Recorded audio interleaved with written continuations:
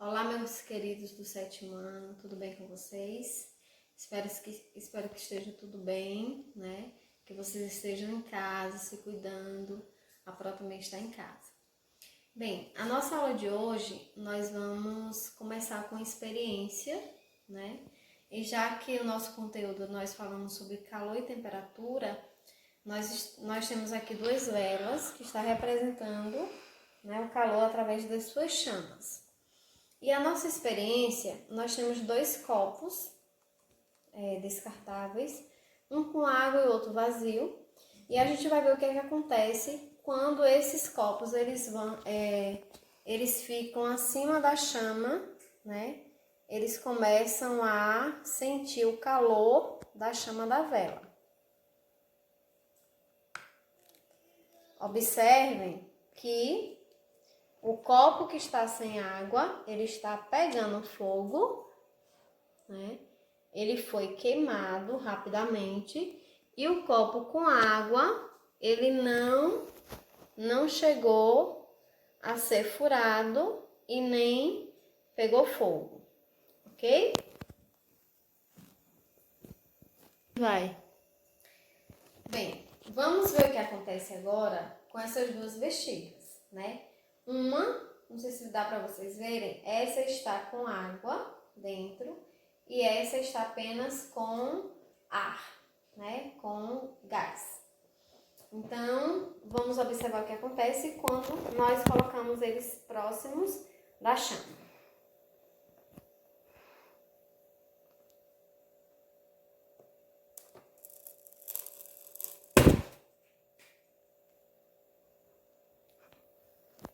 Vai. Por que a Pró começou com essas duas experiências, né?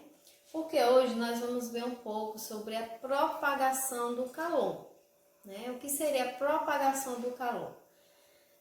Seria como o calor ele é conduzido, ou seja, ele é passado de um material para outro, né? Seria basicamente a transferência desse calor, já que nós já estudamos, né, que para ver a transferência de calor eu tenho que ter dois corpos com diferentes temperaturas, certo?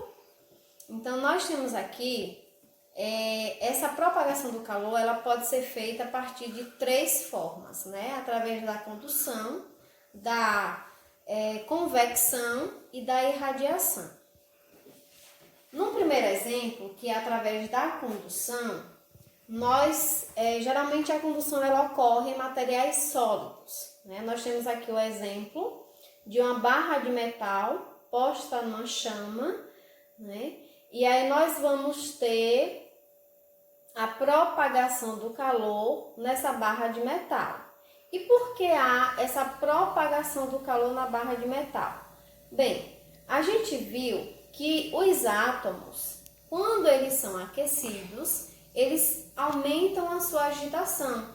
Então, eles começam, se eles se agitam, eles ficam mais afastados, né, um do outro. Então, a barra ela tende a dilatar e o calor ele tende a ser transferido.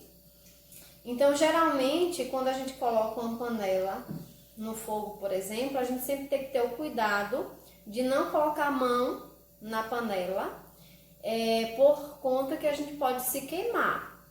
Aí você diz assim, Pró, mas eu não estou colocando a mão no fogo. Eu não preciso colocar a mão diretamente na chama para que eu me queime.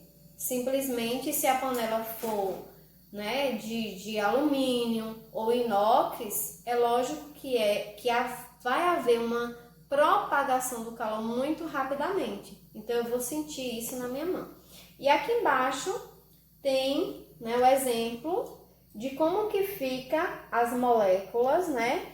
Elas ficam bem agitadas quando elas estão próximas da chama e aí ela começa a se agitar e a ficar mais próximas, né, das outras. E isso faz com que o calor vai passando de um átomo para outro, né? De umas moléculas para outras. Nós temos também o exemplo da convecção, né? A convecção ela acontece em fluidos, né, em líquidos, e ela ocorre da seguinte maneira. Vai existir uma chama, né? Seria aqui, no caso aqui, nós temos uma chama, um fogo, e vai aquecer esse líquido. O que é que vai acontecer? O líquido que está aqui embaixo, que ele vai ser primeiro aquecido, ele sobe, porque ele fica menos denso, né? E o líquido que estava em cima, né, na panela, ele desce porque ele é mais denso, porque ele está mais frio do que o de baixo, então ele desce. Então, essas curvinhas que vocês estão vendo aqui, formam essas curvinhas que são chamadas de corrente de convecção, que é isso que faz os líquidos borbulharem, né? Quando a gente coloca uma água no fogo e começa a borbulhar, né? No caso da água, ela começa a ferver a 100 graus Celsius. Então, quando a gente observa isso, o que é que acontece? É isso que está acontecendo dentro dos líquidos, né? Essa corrente de convecção, certo? Um outro exemplo também que nós temos de corrente de convecção é no caso da geladeira. Por que que o congelador da nossa geladeira sempre vem em cima, né, e não embaixo na geladeira? Porque se viesse embaixo, não teria como, né, o ar frio subir, porque o ar frio ele é mais denso. Então, por isso que geralmente o congelador é sempre em cima. Isso eu tô falando da geladeira, as mais antigas, né, que viam um congelador dentro da geladeira. As mais modernas não, que já tem uma tecnologia mais avançada, que tem até congelador separado que vem embaixo, aí já é outra questão. Mas também tem o caso do ar-condicionado, né? Quando alguém vai colocar um ar-condicionado em casa, geralmente ele nunca coloca na parte de baixo do aparelho, sempre na parte mais superior. Por quê? Porque ele quer que todo o ambiente fique refrigerado. Então, ele coloca na parte superior e aí quando o ar frio sai, o que é que acontece? Ele tende a descer para o ambiente e o ar quente a subir. Então, o ar quente que sobe, ele vai né, ter contato com o ar frio que está saindo, né, do ar-condicionado e todo aquele ambiente vai ter uma mudança de temperatura, ok? E vamos ter também ainda a irradiação. Como que acontece a irradiação? A irradiação, ela ocorre a partir de ondas eletromagnéticas, né? Nós temos o caso aqui de uma fogueira, né? E eu encostando na fogueira, eu não preciso colocar a mão no fogo para eu sentir que ali está quente. Então, aí eu volto no caso da panela. Quando eu vou colocando a mão próximo da panela, né? Antes que eu bote a mão nela e me queime, eu já sinto que ela está quente. Por quê? Porque o calor, ele é transmitido a partir da irradiação, certo? Então, eu já sinto de longe o calor.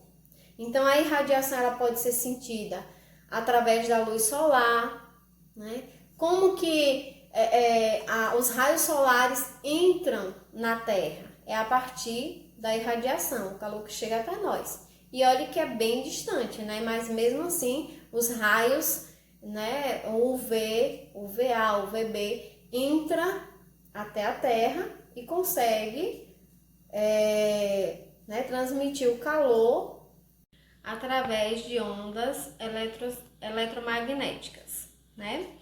Então, eu trouxe aqui para vocês observarem uma tabela, né, de alguns materiais que são bons condutores de calor e outros que são mal condutores de calor, né?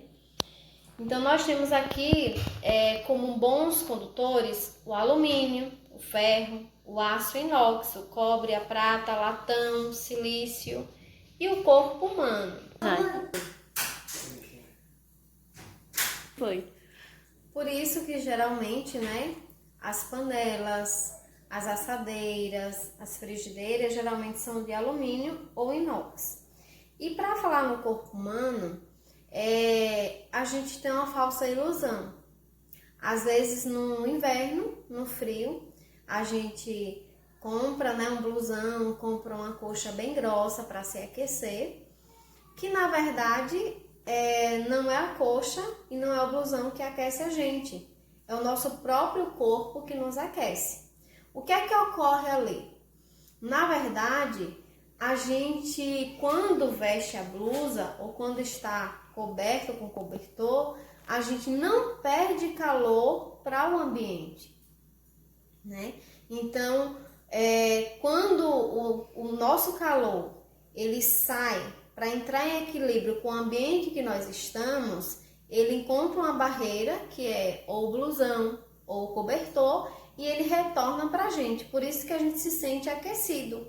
E não é que a blusa ou o cobertor nos aqueçam, porque eles não têm esse poder. Na verdade, é o nosso próprio corpo humano, certo?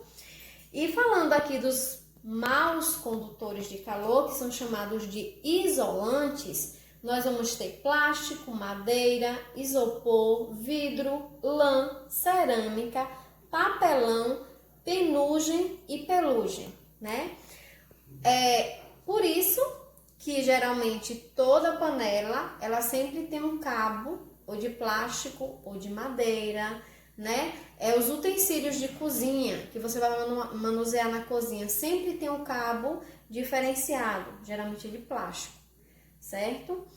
Então, é isso que eu tinha para hoje, né? Para falar para vocês sobre a propagação do calor.